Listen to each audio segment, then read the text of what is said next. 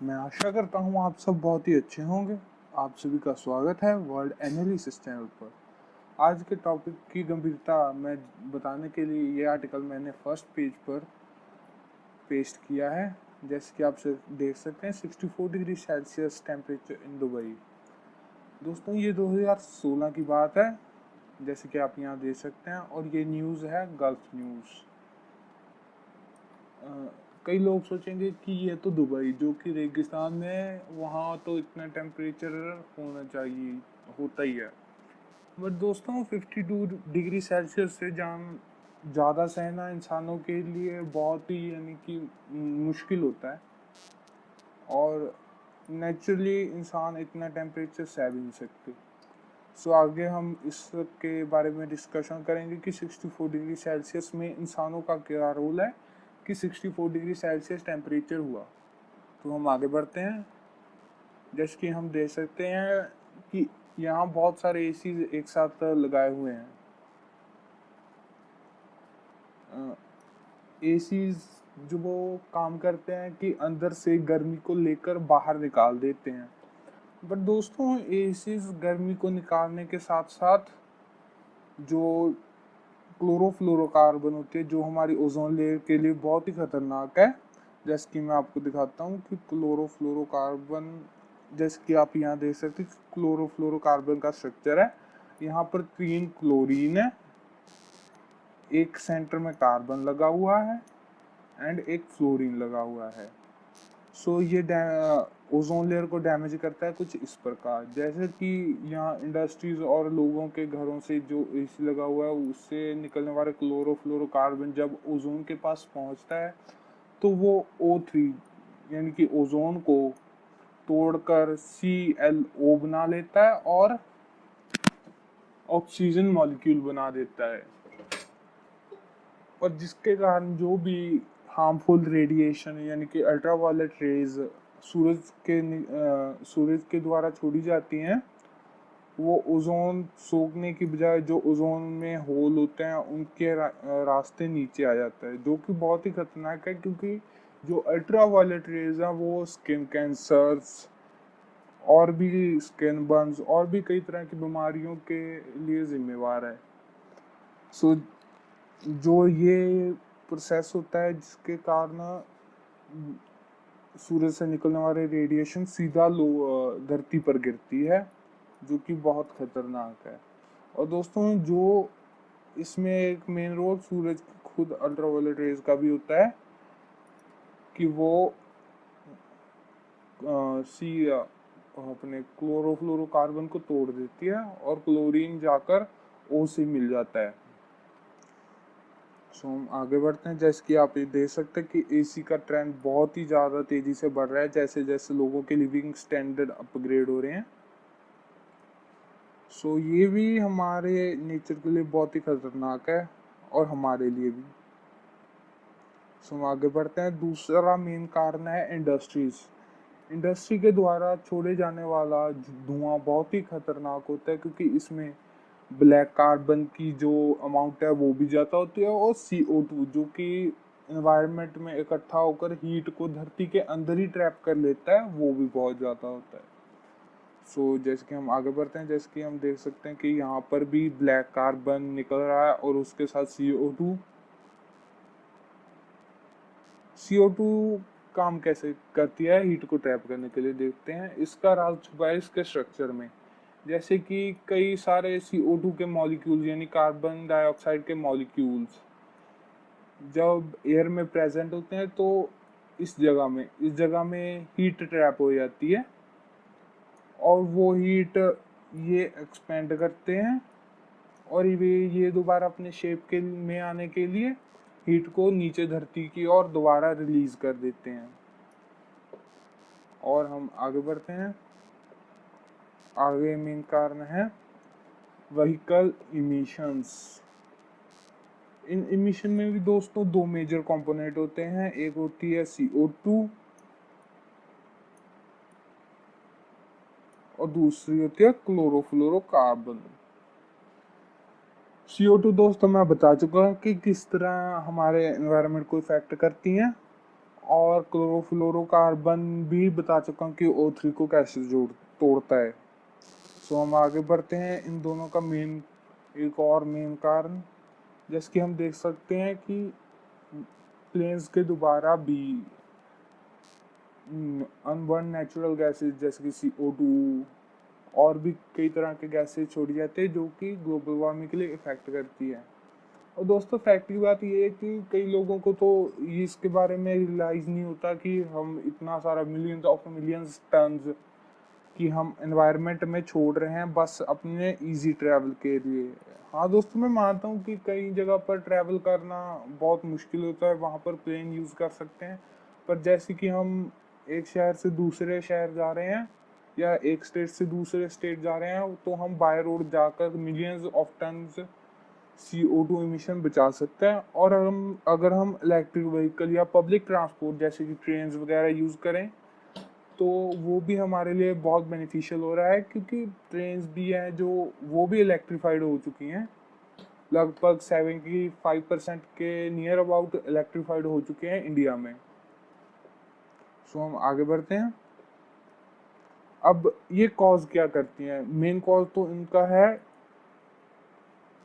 Heat कर glaciers को तोड़ना है, जिसके कारण जो सी लेवल है वो इंक्रीज हो रहा है। सी लेवल इंक्रीज होने से जो भी छोटे आइलैंड है जो कि बहुत ही कम ऊंचे होते हैं सी लेवल से, वो डूबने लगे हैं। जैसे कि मालदीव्स को हम एग्जांपल ले रहे हैं, और लक्षद्वीप को भी वार्निंग मिल चुकी है कि आपका आइलैंड डूब सकता है।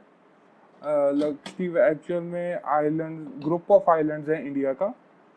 सो ये हमारे लिए भी बहुत सीरियस बात है कि हमारा इतना बड़ा land mass group of island डूब जाएगा। सो आगे हम बढ़ते हैं। जैसे कि हम देख सकते हैं ये एक बहुत ही बड़ी आइस शीट हुआ करती थी जो कि टूट चुकी है ग्लोबल वार्मिंग के कारण। कमजोर हो जाते हैं दोस्तों, डूब जाती हैं, अब क्या कर सकते हैं। तो आगे बढ़ते हैं। जो भी ग्लेशियर्स के पिघलने की स्पीड है वो भी बहुत ज़्यादा बढ़ चुकी है। जैसे कि हम जब हमने साइंटिफिक कैलकुलेशन की तो ग्लेशियर को कई कई साल में पिघलना चाहिए था, बट ऐसा नहीं हो। वो ग्लेशियर बहुत ही तेज़ी से पिघल रहे हैं। इसका मेन कारण है ग्लोबल वार्मिंग। दोस्तों ये आगे चलकर जैसे जैसे नदियों में पानी बढ़ता है और कई बार ज़्यादा बारिश होने के कारण जो बाढ़ आ जाती है, ग्लोबल वार्मिंग, यानी इन सब के पीछे एक मेन कारण ग्लोबल वार्मिंग भी है। और दोस्तों एक और फैक्ट कि ये जो टाइम है ये एक्चुअली में थर्ड आइस एज का चल रहा है, बट देखने से नहीं लगता कि आइस एज है। और दोस्तों इससे पहले मैं आपको एक आर्टिकल दिखाना चाहता हूँ। ये देखिएगा, ये BBC की न्यूज़ है। जो कनाडा में वेदर है वो बहुत ही तेजी से गर्म हो रहा है। 15,000 साल में पहली बार इतनी गर्मी पड़ रही है कनाडा में। यहाँ पर नहीं लिखा हुआ है दोस्तों, पर जब हम जाकर रिसर्च करते हैं तो पता चलता है कि 15,000 सालों में इससे ज़्यादा गर्मी अब तक कनाडा में नहीं हुई है। सो कनाडा में गर्मी दोस्तों बहुत ज़्यादा हो रही है, क्योंकि जो वहाँ के लोग हैं वो सिर्फ ठंडे वेदर के लिए ही अडेप्ट हुए हैं, कोल्ड वेदर के लिए। बट जो अब हो रहा है, जैसे कि मैं आपको ऊपर दिखाता हूँ, कनाडा में कुछ इस प्रकार का हीट डोम बन चुका है। हीट डोम क्या होता है दोस्तों? हीट डोम एक डोम लाइक स्ट्रक्चर होता है जिसके अंदर हाई प्रेशर एयर कैद हो जाती है। सो जिसके कारण वहाँ बहुत ज़्यादा गर्मी पड़ रही है और वहाँ के लोग इतनी गर्मी के आदी हैं जिस कारण वो मर रहे हैं। तो हम आगे देख सकते हैं। ये आप देख सकते हैं कि सूरज से निकलने वाली हीट इस हीट डोम में कैद हो जाती है, जो जिसे कि वहाँ हीट वेव्स चलने लगी है। जैसे कि आप यहाँ से देख सकते हैं हीट वेव चल रही है। तो ये देखिए, जैसे कि हम देख सकते हैं कि यहाँ से गर्म हवाएं ऊपर उड़ती हैं और वो फिर नीचे चले जाती हैं, जिसके कारण वहाँ प्रेशर बढ़ रहा है। और जो मॉलिक्यूल्स होते हैं वो गर्मी के कारण वाइब्रेट करने लगते हैं। वाइब्रेशन से वो ज़्यादा और फैलते हैं और ज़्यादा एनर्जी रिलीज करते हैं। सो हम आगे बढ़ते हैं। आपने ये तो समझ लिया है कि कनाडा में इतनी ज़्यादा गर्मी का क्या कारण है। सो आप यहाँ देख सकते हैं, ये वाशिंगटन पोस्ट है जो यूएसए का एक बहुत ही रिस्पेक्टेड न्यूज़ एजेंसी है।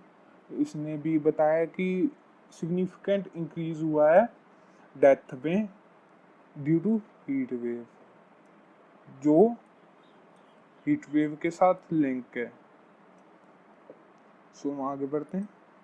ये दोस्तों सिर्फ कनाडा में नहीं, जैसे कि हमारा पड़ोसी मुल्क है पाकिस्तान, वहाँ का एक जकोबाबाद डिस्ट्रिक्ट है जो कि सिंध प्रोविंस में पड़ता है। वहाँ पर टेम्परेचर बहुत ज़्यादा यानी कि 52 डिग्री सेल्सियस, इंसान सिर्फ 50 और 52 डिग्री सेल्सियस रहते हैं, और वहाँ 52 डिग्री सेल्सियस हो चुका है। जिसकी हम देख सकते हैं वो जकोबाबाद एरिया है, जो जकोबाबाद वो हमारे गुजरात और राजस्थान, यहाँ जकोबाबाद समझ लीजिए, ये है राजस्थान और ये है गुजरात। ये जो पूरा एरिया हुआ करता था, ये सिंधु घाटी सभ्यता का पूरा एरिया हुआ करता था। यहाँ पंजाब, हरियाणा, हिमाचल, जम्मू कश्मीर और पाकिस्तान वाला पंजाब, तो जो भी ये एरिया था ये सिंधु घाटी सभ्यता का एरिया था। वो सिंधु घाटी सभ्यता भी यहाँ से यानी कि मगध साम्राज्य बना जहाँ, वहाँ शिफ्ट हो गए थे। सो इसका एक मेन कारण हो सकता है क्लाइमेट चेंज। पर जैसे कि हमने पीछे देखा कि जो ग्लोबल वार्मिंग वगैरह है, कि एक तो नेचुरल क्लाइमेट चेंज हो गया क्योंकि यहाँ होता रहता है क्लाइमेट चेंज, गर्मी पड़ती है, बट फिर भी जो हम कह सकते हैं कि इसका मेन रीज़न एक ग्लोबल वार्मिंग ही है जो कि टेम्परेचर को इतनी तेज़ी से बढ़ा रही है। सो हम देखते हैं कि जगह जगह पर समय समय पर ऐसी खबरें आती रहती हैं समर्स के दौरान, और ये आर्टिकल बहुत पुराना नहीं, 1 जुलाई का ही है। दरअसल मैंने वीडियो की तैयारी पहले कर ली थी और आज मैं शूट कर रहा हूँ और 1-2 दिन में अपलोड कर दूंगा। जैसे कि हम देखते हैं कि कई लोग इस बात को समझ चुके हैं कि जो ग्लोबल वार्मिंग वगैरह है और नेचर हमारे लिए बहुत ही ज़्यादा ज़रूरी है, तो लोग प्रोटेस्ट भी करते हैं। जैसे कि हम देख सकते हैं, नो नेचर नो फ्यूचर, कि हम जितनी मर्जी तरक्की कर लें, अगर नेचर ही नहीं होगा तो हम रहेंगे कहाँ। माना कि हम तैयारी कर रहे हैं कि मार्स जाएंगे, मल्टी प्लानिटरी स्पीशीज बनेंगे, पर उसमें अभी थोड़ा सा टाइम लगेगा क्योंकि वहाँ तक पहुँचने की टेक्नोलॉजी और वहाँ इंफ्रास्ट्रक्चर डेवलप करने में थोड़ा सा समय लगेगा। और जैसे कि हम देख सकते हैं, नो है नो प्लानट टैब। और दोस्तों बस यहीं तक। जैसा मैं आप सबको इम्पोर्टेंस से समझाना चाहता था कि जो नेचर है वो हमारे लिए कितना ज़रूरी हो गया है। ज़रूरी हो गया नहीं, ज़रूरी ही था हमेशा से, बट हम नेचर की केयर करना छोड़ चुके हैं। अगर हमें नेचर की केयर नहीं की तो नेचर हमारी केयर नहीं करेगा। और बस दोस्तों, आप सभी का वेलकम।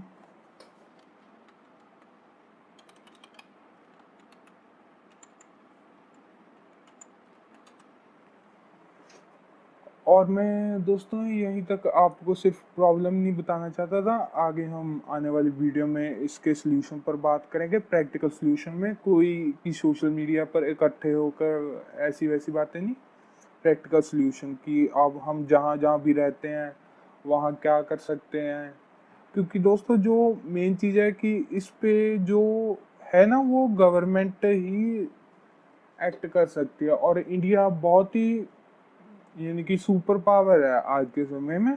इंडिया दुनिया का 4th सबसे यानी कि पावरफुल देश होने के साथ साथ दुनिया की 5th लार्जेस्ट इकोनॉमी भी है। 5th और 6th 5th और 6th लार्जेस्ट इकोनॉमी भी है।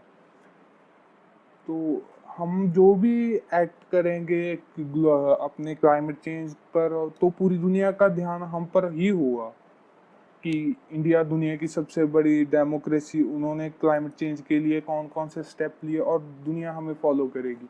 बट इस सब का फायदा तब होगा क्योंकि जब हमारी गवर्नमेंट हमारा साथ देगी। सो दोस्तों, आप सभी का शुक्रिया।